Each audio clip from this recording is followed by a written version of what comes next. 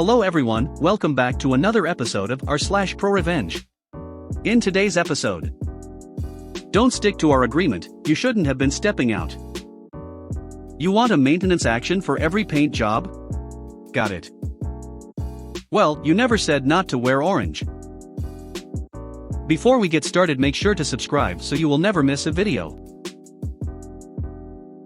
So let's get started. Don't stick to our agreement, you shouldn't have been stepping out. Okay, so I tried to post this on r/PettyRevenge, but it immediately and inexplicably got deleted. I guess it was a bit too much to be petty? So I'm posting it here instead. Here we go, strap in for a long one, kids. This is a story from long ago in a galaxy far away. And by that I mean it happened 3 years ago at a pizza place I used to work. I was a delivery driver for 6 years at various pizza places, picking up and moving on to greener pastures whenever it suited me. Granted, that only happened a couple times, because I am unfortunately a very loyal employee. To be honest, I should have done that before this whole thing ever even happened. The store I was at was part of a nationwide franchise, and the waters had gotten choppy. All of the managers quit at once, and they just couldn't seem to get one to stick around. It got so bad that the area manager had to come in as acting GM, and brought a manager from another store with him. These two are the main characters of this story. Well, besides me, obviously. For the purpose of this story we'll call them Jeff and Kate, and I'll just be me. Jeff was 45, and had been with the company for a long time before I started, worked himself up from the position of driver all the way to being the one to oversee about 20 stores. He was actually married to another area manager.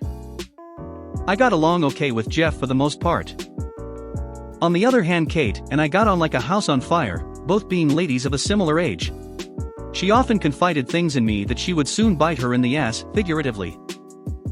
I considered myself a decent employee as far as pizza slingers go, came to work on time, did all of the dishes, got along with everyone, and had the best delivery times. Because of this I usually landed all the best shifts, including opening on Saturdays. If you've never worked a tip job, you know that shift is the most coveted out there. Working through both the lunch and dinner rush before going home is well worth having to get up earlier. That information is relevant to the story, trust me. You see, there are always two drivers who do that shift. One comes in earlier and leaves earlier, and I was the one who got to come in just before we flipped on the open sign, and went home once dinner rush began to die down. This is also relevant. The final vital bit of info you need for context is that my brother goes a bit wild at Christmas. His favorite thing to do is book an entire movie theater for everyone he knows to see a movie of his choice. This particular year was when The Last Jedi came out, and he is a Star Wars fanatic, so that was what we were going to see. Unfortunately, it would be at 6 on a Saturday, at least 2 hours before I would get off. At this point Jeff and Kate had been with us for 3 months without managing to find suitable replacements, and I made an arrangement with the other opening driver to switch shifts because his ended right when I would need to leave to make the movie. I then cleared it with Jeff and he agreed to let me go at 5:30. I was all set. Or so I thought. You see, that Saturday we started busy. Very busy. So busy that at 5:30, when I went to hand Jeff my slips, he had already dispatched me out on a double delivery. I took them, but reminded him that I needed to leave when I got back. I just hoped the trailers were long enough that I didn't miss much of the beginning of the movie. I got back from my double, and by that point it was already 6, and the theater was 20 minutes away. I had to leave. Once again I went to hand my slips to Jeff, but he got in my face. "You leave when I say you can leave," he told me. "You're not going to let me?" I asked, incredulous that he was reneging on our deal. "I came in early. I did my time, damn it." He looked so very smug. "No." Well, I made a decision right then and there. There are so many pizza jobs out there that they needed me more than I needed them. I took my slip book, you know, the kind that you see in restaurants. I found they're great for delivery, because not only can you store all of your slips in them, but they're hard enough for customers to bear down on to sign. Anyway, I slapped that in his hand and said, "Fine then." I quit. It was his turn to look incredulous. After making sure I meant it, he checked me out, and I left the store fuming. I missed the entire opening of my movie. But the story doesn't end there. Oh no, you remember how I said Kate would confide in me? She loved to tell me all about how often she and Jeff would meet at a hotel after work. She even horrified me by telling me Jeff would turn off the cameras so they could have sex in the back office when the store was empty, in a chair I had sat in multiple times.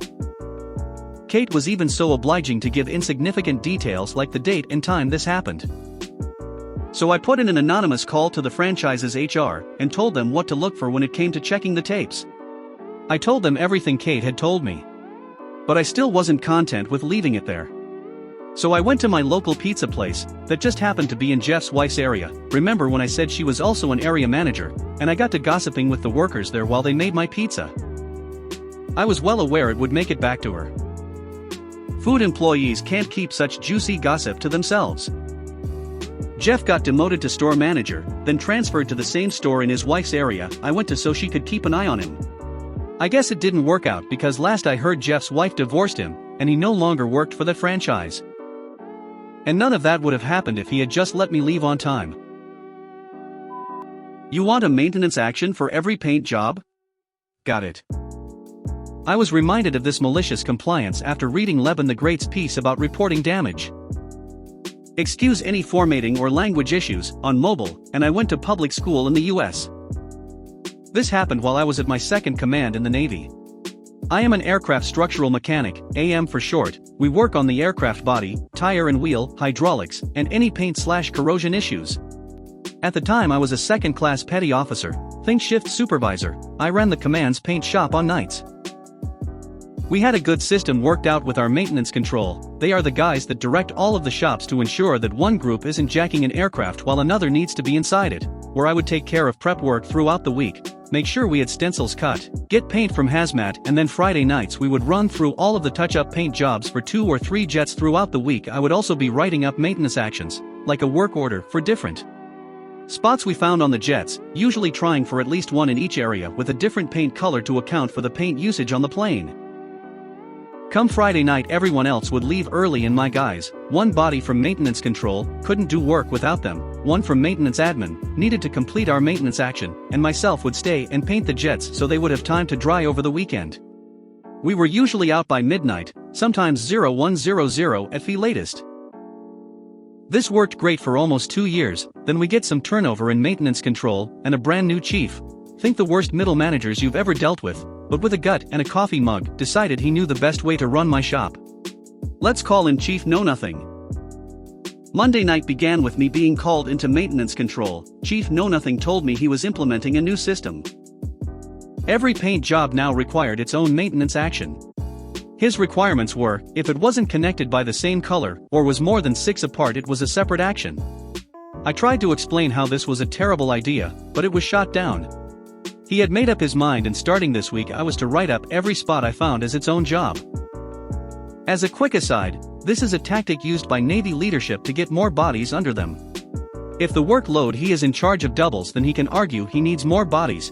It's a dick-swinging move and mostly just destroys sailors' sleep schedule as they shift from days to nights then back again.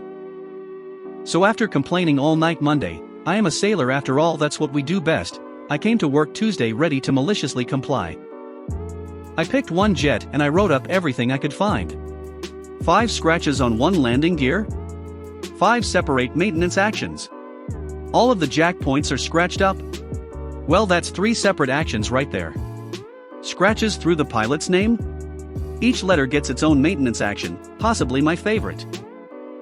Come Friday night, that jet had almost 3 pages of outstanding paint jobs waiting on it.